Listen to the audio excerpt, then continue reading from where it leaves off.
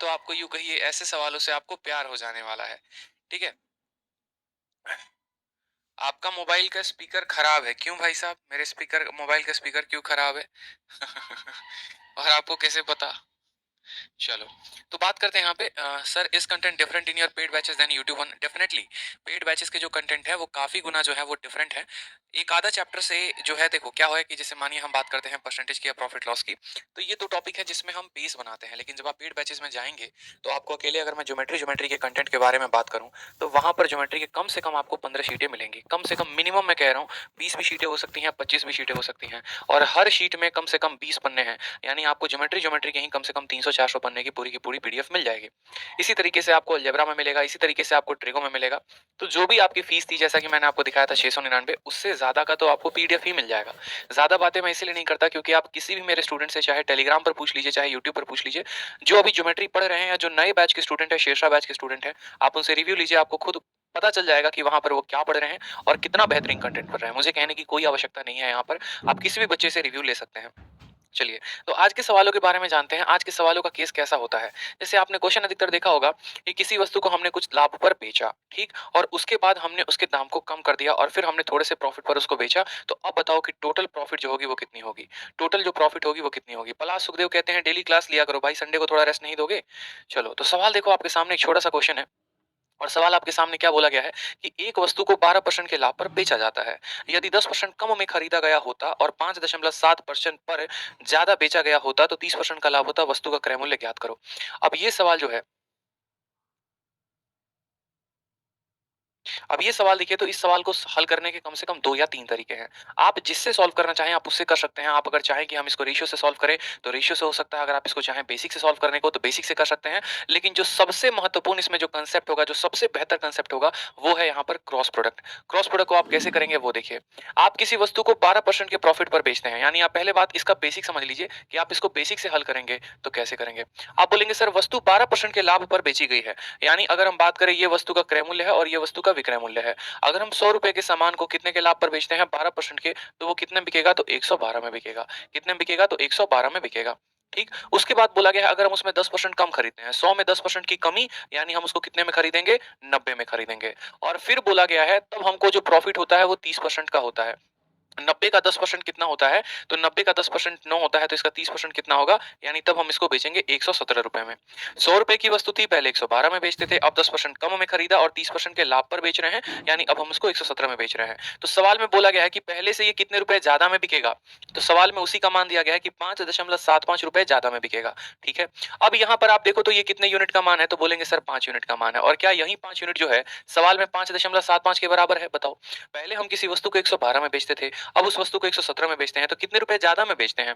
तो आप बोलेंगे सर 5 यूनिट ज्यादा। और वो रुपए में कितने के बराबर है? तो 5.75 के। हमसे पूछा क्या गया है? कॉस्ट प्राइस यानी क्रय मूल्य। तो हम बोलेंगे देखो ये 5.75 है, ये कितने का मान है? तो बोलेंगे सर ये 5 यूनिट का मान है। कितने का मान है? 5 यूनिट का। और पता क्या करना है? तो पता हमें उस वस्तु का क्रय मूल्य करना है, यानी हमें 100 यूनिट का मान पता करना है। आप इसको काटो 1 से तो कितनी बार में कटेगा? 1, 1 और 5, और 1.15 को 100 के साथ गुना करेंगे तो कितना आ जाएगा? 115 जो होगा वो हमारा सही उत्तर होगा।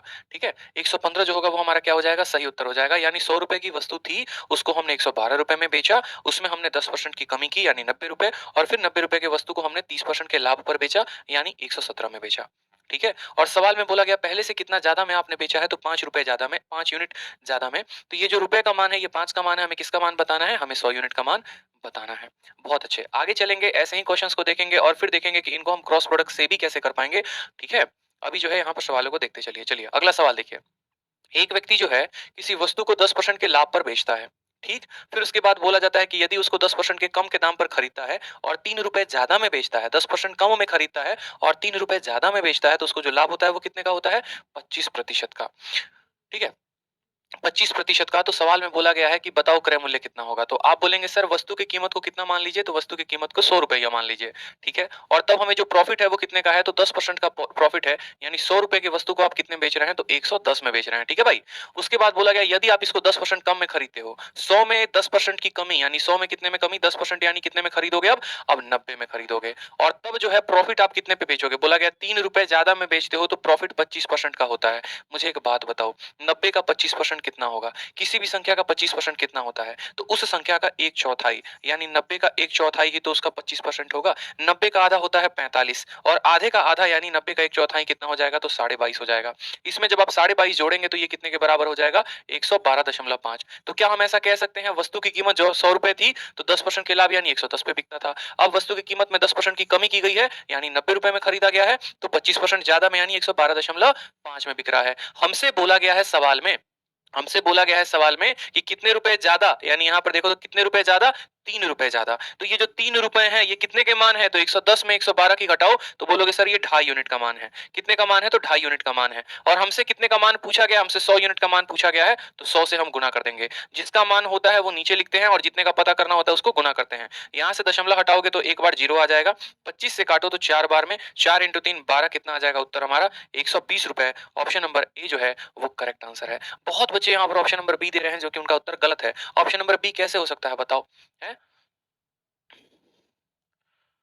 बताओ ऐसा हो सकता है? कैसे 150 दे दे रहे हो उत्तर? सवाल में सिंपल बोला गया 10% ज्यादा में बिका था। अब उसमें 10% की कमी कर दी आपने। 10% की कमी करने के बाद उसको 25% के लाभ पर बेचा। 90 का जो है 25% कितना होगा? तो 22.5 होगा यानी 22.5 ज्यादा में बेचा है आपने। ठीक है तो यहाँ पर जो आपको कॉस्ट प्राइस होगा वो कितने का होगा? 120 रुपए का यानी वस्तु का क्रय मूल्य कितना होगा? 120 रुपए। बहुत अच्छे साइमा जैन आप। ठीक है अभी सिंह रामचंद्र पंडित सबकी मुन्नी भी है हमारे पास। रैंकर्स गुरुकुल स्टूडेंट बहुत अच्छे भाई। एस टू मोटिवेशन बहुत अच्छे बहुत अच्छे। सभी के उत्तर आ रहे हैं। एक बार इसी तरीके से आप लोग वीडियो को लाइक कर दीजिए और हर जगह पे फटाफट जो है वो शेयर कर दीजिए ताकि बाकी बच्चों को भी पता चल सके इस क्लास के बारे में। जब से टाइमिंग चेंज की है पूरे बच्चों को नहीं पता चल पा रहा है, भटकते रहते हैं बेचारे। तो उनको जो है प्रॉपर तरीके से टाइमिंग का सही अंदाजा हो जाए।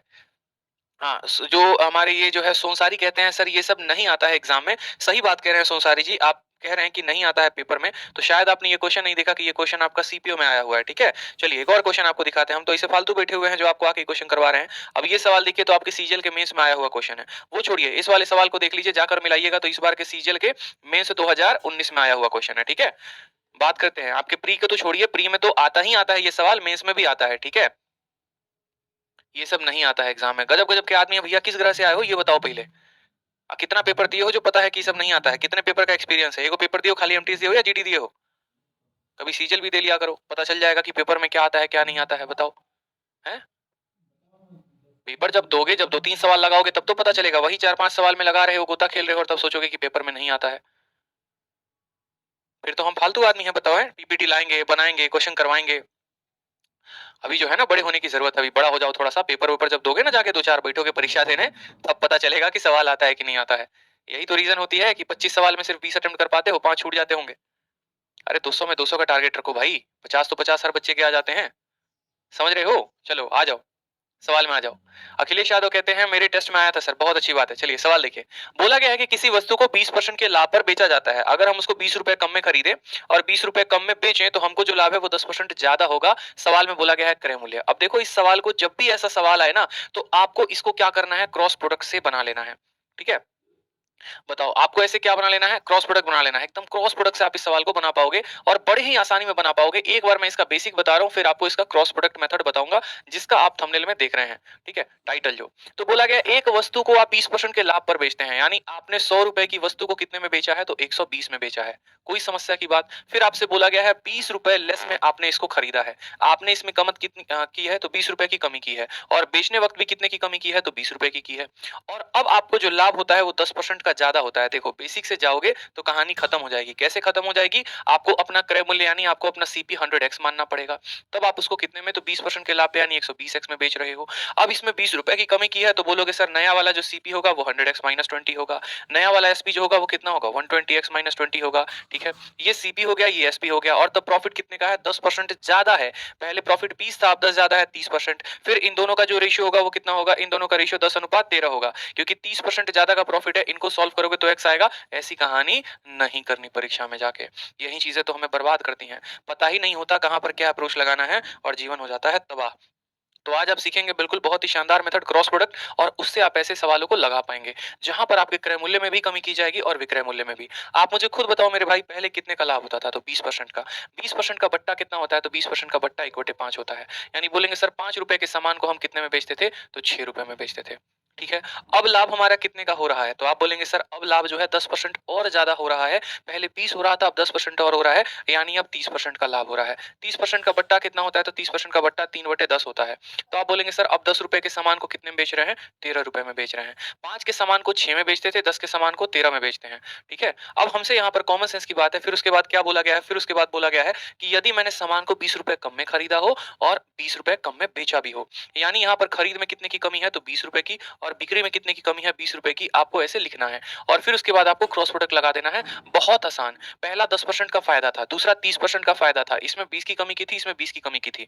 अब बबुआ लगाओ यहाँ पर क्रॉस प्रोडक्ट। क्रॉस प्रोडक्ट का मतलब क्या है? इनको करो आमने-सामने गुना। तो 13 को 5 के साथ गुना करोगे तो 65 आएगा। 6 को 10 के साथ गुना करोगे तो 60 आएगा। इन दोनों का अंतर लीजिए। 65 का और 60 का अंतर कितना हो गया बताओ? 65 और 60 का अंतर हमारा हो गया, तो बोलेंगे सर 5 यूनिट हो गया।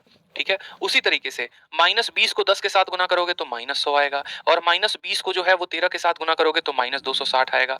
ठीक है? अब इन दोनों का जो है वो क्या लेना है? अंतर लेना है। जैसे यहाँ पर लिया था ना, 65 में से 60 को घटाया था, उसी तरीके से इसमें इसको घटाना है, तो ये माइनस और माइनस क्या हो जाएंगे? प्लस। 260 में से 100 घटेगा तो कितना हो जाएगा? 160 हो जाएगा। और आपका जो है 5 यूनिट का मान कितना आ जाएगा? 5 यूनिट का मान 160 आ जाएगा। सवाल में बोला गया है सीपी बताने को, और शुक्र देखो कि सीपी का मान कितना है? 5 है, यानी हमारा उत्तर जो होगा वो कितना?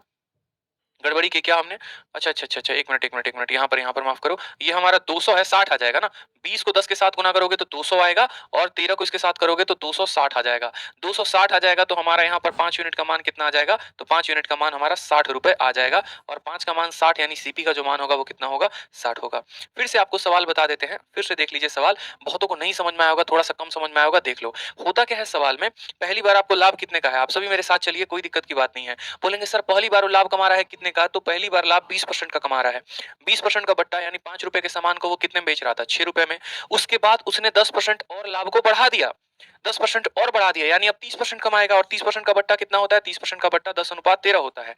देखो, इसने इसमें भी ₹20 की कमी की और यहाँ पर भी ₹20 की कमी की है। दोनों जगह 20-20 रुपए की कमी की है। देखो, अगर दोनों जगह पैसा बढ़ाएगा या दोनों जगह पैसा को कम करेगा तो साइन जो होता है वो सेम होता है, उसमें कोई परिवर्तन नहीं होता। आप इनके माइनस को हटा सकते हो। बोलोगे भैया ये माइनस को हटाओ, बहुत डिस्टर्बिंग एलिमेंट है, डिस्टर्ब करेगा। कमी की है तो भी माइनस आएगा, माइनस माइनस कट जाएगा, प्लस होगा तो भी प्लस आएगा। अब ऐसा जब डेटा लिख दोगे, अभी तो सिर्फ उतना ही काम किया जो सवाल में दिया उसको आपने लिखा है। ठीक है? अब इसको हल करो। इनको हल ऐसे करना है, 13 को 5 के साथ 65, 6 को 10 के साथ 60। 65 और 60 का अंतर कितना होगा? तो इनका अंतर जो होगा वो 5 यूनिट होगा। उसी तरीके से 20 को 10 के साथ गुना करोगे तो 200, और 13 को 20 के साथ करोगे तो 260। 260 में से आपका 200 चला जाएगा तो बराबर होगा कितने के? बराबर होगा ₹60 के। 5 यूनिट का मान आ गया ₹60 के बराबर। 5 यूनिट का मान आ गया ₹60 के बराबर, और वस्तु का क्रय मूल्य कितना माने थे? 5 माने थे, यानी वस्तु का क्रय मूल्य 60 आ गया कि नहीं आ गया बताओ? ठीक है? बताइए। श्रेया चौहान, अंशु कुमारी, समझ में आ रहा है? तो देखिए पेपर में आप लोग ऐसे ही क्रॉस प्रोडक्ट का इस्तेमाल करेंगे। कोई भी आलतू-फालतू मेथड का इस्तेमाल नहीं करने वाले हैं, नहीं तो आपको बहुत कष्ट हो सकती है। इस बात का ध्यान रखिए। ठीक है? बिल्कुल, एकदम सटीक तरीका अपनाएंगे। इसी तरीके से आप सभी के सामने एक और सवाल मैं आपको देता हूँ। सवाल में बोला गया है कि एक वस्तु को बेचने पर एक औरत को 20% का लाभ होता है। ठीक है? एक औरत को कितने का लाभ होता है? हाँ, यहाँ पर कुछ स्टूडेंट को होगा कि सर 10 भी तो सीपी है। मेरे भाई 10 वो सीपी है जिसमें कुछ कम कर दिया गया है। 10 वो सीपी है जिसमें कुछ कम कर दिया गया है। तो आपका ओरिजिनल सीपी 5 है ना कि 10 है। ओरिजिनल सेलिंग प्राइस यानी ओरिजिनल विक्रय मूल्य 6 है ना कि 13 है। ठीक? आप एक और सवाल लगाइए, आपको और अच्छे तरीके से क्लियर होगा। सवाल में क्या बोला गया है कि किसी वस्तु को बेचने पर 20% का लाभ होता है। कितने का लाभ होता है? 20% का। 20% का बट्टा कितना होता है? तो बोलेंगे सर ₹5 के सामान को ₹6 में बेच पा रहे थे। ठीक है? अगर हमने उसको ₹1000 कम में खरीदा है और ₹400 कम में उसको बेचा है, तो हमको जो फायदा हो रहा है वो कितने का हो रहा है? तो बोलेंगे सर 40% का फायदा। कितने का? 40%। अब 40% का बट्टा बताओ मुझे कितना होता है? तो बोलोगे 2/5, यानी ₹5 के सामान को कितने में बेचोगे? तो 7 में बेचोगे। बोलो कितने कम में खरीदे थे? तो ₹1000 कम में खरीदा था। और कितने कम में बेचा है? तो बोलोगे ₹400 कम में बेचा है। क्या दोनों जगह का साइन बराबर है? तो बोलेंगे हाँ। जब साइन बराबर है तो इस साइन को क्या करिए? मिटा दीजिए, कोई जरूरत नहीं है। अच्छा, नीचे वाले का गलती से रेशियो मत ले लेना बाबू, इस बात का ध्यान रखना। नीचे वाले का रेशियो लेने का जरूरत नहीं है। अब चलो सवाल को बनाओ। 7 इंटू 5 कितना होगा? तो 35, और 6 इंटू 5 कितना होगा? तो 30। तो 35 में से 30 घटा दोगे तो कितना यूनिट आएगा? तो बोलोगे सर 5 यूनिट आएगा। क्रॉस प्रोडक्ट लगाओ, एकदम सामने सामने गुना